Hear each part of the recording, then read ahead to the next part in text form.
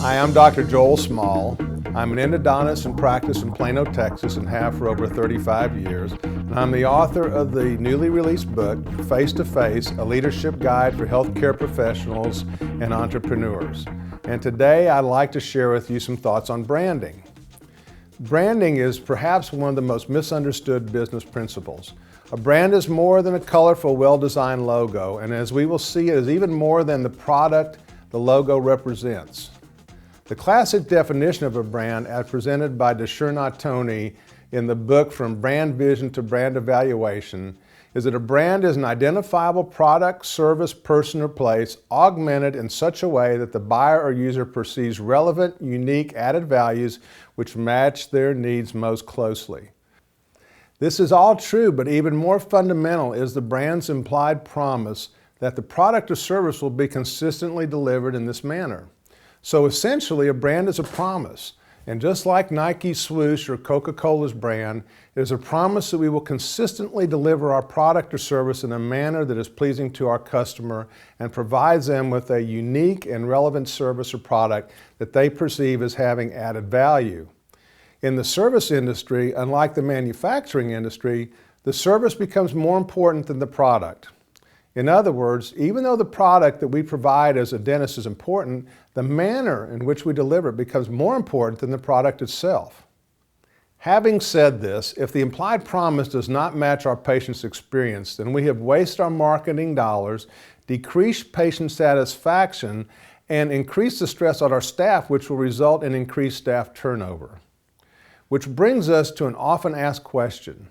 Why do dental marketing and branding efforts often fail to produce the desired result? You might expect the answer to relate to the quality of the product, but this is seldom the case. More often than not, dental marketing campaigns fail because the dental office fails to keep their promise with regard to the service provided while delivering the product. More specifically, we often make the promise before we have developed the infrastructure to consistently deliver on the promise. By the infrastructure, I'm referring to a well-trained, competent staff and an organizational culture that promotes a shared commitment to quality service. It's important to note that we make both stated and implied promises. Here's an example of a dental advertisement I found on the internet. For obvious reasons, I've removed any reference to the dentist or their location. What I'd like to point out is the number of promises, both stated and implied, contained in this advertisement. As you can see, a free dental exam and x-rays is the obvious stated promise. We all recognize that the dentist is interested in more than providing free dental examinations and x-rays for potential patients. They're hopeful that patients who respond to the advertisement will find the dental exam provided by the doctor and their staff to be pleasing and will therefore choose to remain as patients in the practice. Now let's look at some of the implied promises like gentle care, a private and relaxed consultation, and the experience of a whole new world of gentle and effective dental care. What's critical to note is that the degree to which this advertisement achieves the desired result is less dependent on the quality of the exam and more dependent on the manner in which the service is provided and the implied promises are kept. Because especially in the service industries, people trump product. And here's the irony that so many dental offices experience.